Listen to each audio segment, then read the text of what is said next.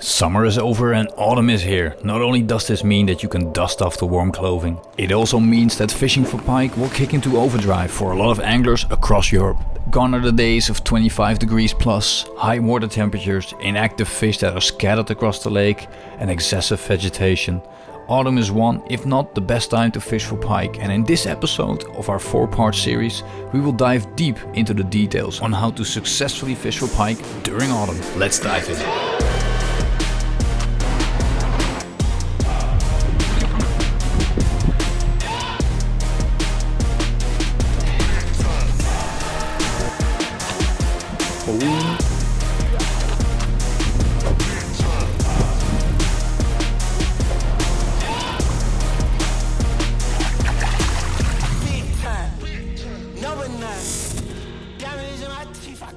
One of the reasons autumn is such a good season is the foreshadowing of winter. Pike and other predatory fish can sense that winter is rapidly approaching.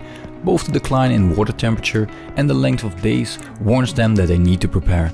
They need to feed, bulk up in reserves and be close to areas where they can comfortably spend the coldest months of the year without wasting too much energy. Pike are so successful for thousands of years because they know how to be efficient. It is programmed into their core. They will build up reserves for the coming winter, and the best time to do so is during autumn, as the temperatures are still relatively high and the vegetation that provides cover for the bait fish is declining. Keep this in mind when you're trying to locate fish across autumn. This will be an important factor into locating the pike and when and how to fish for them. Rule of thumb during autumn: find the bait fish or old vegetation and you will find the pike.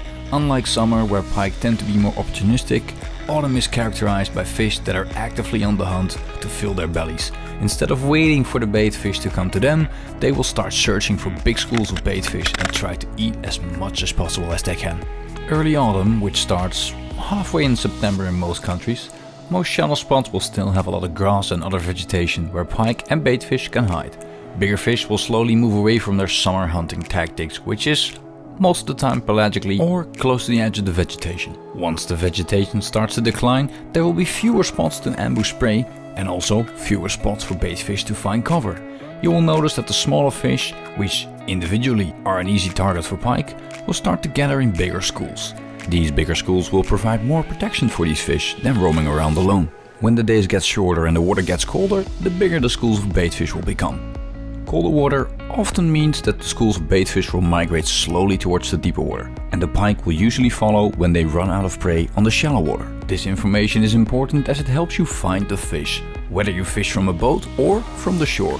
A good strategy is to start shallow and work your way towards the deeper water. If you're fishing from a boat, pay close attention to your fish finder. Is there still a lot of grass? Being able to spot grass that is not visibly present underneath the surface helps determine if a spot might hold fish. Generally speaking, if there's grass on a spot, chances are there are fish in it as well. Start working there with baits that you can run slowly above the grass. Keep your eyes and ears open at all times. If you see jumping brim or pike and perch hunting or splashes from bait fish jumping away, good, you are fishing in the right spot. If you see more activity above or in the deeper water, start moving there and fish the deeper edges. If your sonar shows you large schools of bait fish on the drop-off or deeper, it might be a good idea to fish that area if you don't get any action on the shallow areas. Keep in mind, fish can be on both sides of the lake. They can be shallow and deep at the same time. When casting for pike on the shallow areas during autumn, I like to use jerkbaits like the jerkster, as they are easy to fish above the grass and you can work them slowly with pauses.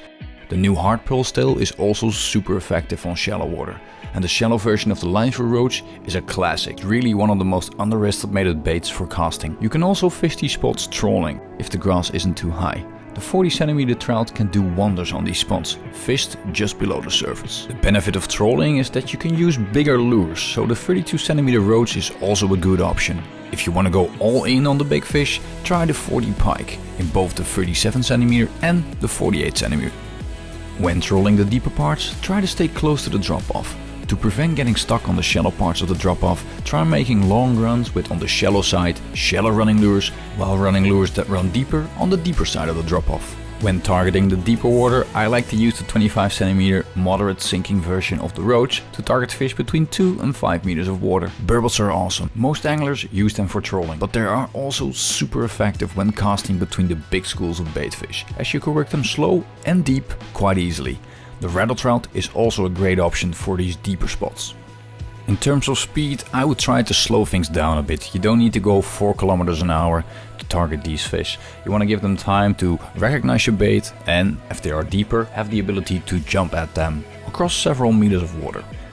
Getting down towards 3.5 kilometers an hour is fast enough, and you could opt to go even slower than that. When fishing from the boat, your sonar is one of your most important tools during this time of year. Try to find the schools of bayfish consisting brim or roach, because this is a clear indication where the pike might be.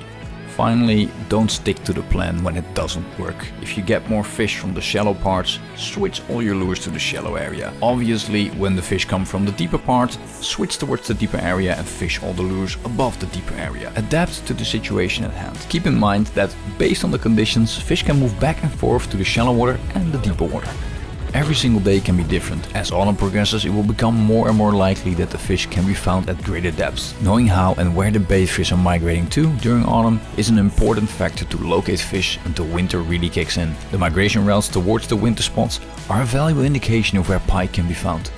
These winter spots are not always the deepest part of the lake, far from it. We will dive deeper into what qualifies as good winter spots during the last episode of this 4-part series, but usually these spots have a couple of things in common. They are either warmer or more comfortable, as in less current of wind compared to normal spots throughout the year. Knowing these spots will make your life much easier as a pike angler. Let's dive into potential migration routes for bait fish and how pike take advantage of this massive change from summer to winter. As temperature goes down and the days are getting shorter and shorter, fish will start moving towards the spots they feel best during the colder months of the year. As we discussed before, they will slowly move towards deeper water, but this is not always the final destination to ride out the freezing cold.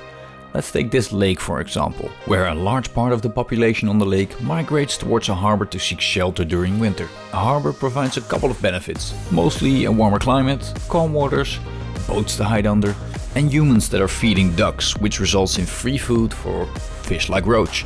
Knowing this behavior during winter and the slow but steady movement towards these spots will help you locate pike that are hunting these fish. Think of how crocodiles in Africa ambush migrating wildebeest at their favorite river crossing. Pike will act the same. Narrow entrances of harbors, areas where the deep water goes around the corner of a shallow area, rocks and ledges on migration routes where they can hide behind and ambush migrating fish, or places where current might be difficult for bait fish and they get in trouble over there, but they need to cross it to get from A to B. Not all fish species migrate like this. Brim tend to stay out on the deeper water more often, and if there's one thing pike like to eat, especially big pike, it's obese brim. The pike that ambush the fish and follow them towards the harbor usually move into the harbor and feed on them until winter passes. Then the urge to spawn draws them back onto the shallow areas. Now don't start rushing towards those harbors, because not all harbors are effective for fishing, and also not every harbor allows people to fish inside. So before you do, please check local regulations if it's allowed to fish in a place like that. When autumn grows colder and colder, casting with big baits above schools of baitfish can still be effective if the water is clear enough. The Savage Gear Custom Predator with a casting weight up to 240 gram is stiff enough to cast big rubber baits and successfully set the hook. These heavy bait casters are so versatile, you could also use them for the occasional dead bait session. Dead bait fishing can be super effective when the fish migrate into a tight spot. While some use complete carp setups, you could also opt for a more simple approach, using a setup with a bite indicator and a dead herring on the bottom. Autumn can be challenging when the weather bounces back and forth. A slow decline in temperature interrupted by a brief comeback of summer can upset life below the surface. Autumn storms can force us anglers off the water, making it impossible to fish the bigger lakes that are so appealing to us. Whatever autumn may throw at us, stay safe and enjoy the comfortable temperatures before we endure some sub-zero temperatures again. Also during winter, we usually have to find the fish at a low activity and in hard to reach places in the deep water. In the last part of this 4 series, we will dive into fishing for pike with super low water temperatures, how to troll in situations when pike are located deep, and where and how you can target pike successfully from the shore during winter. Until then, enjoy autumn, don't forget to subscribe to the Savage Gear YouTube channel, and we'll catch you guys in the next episode. See ya!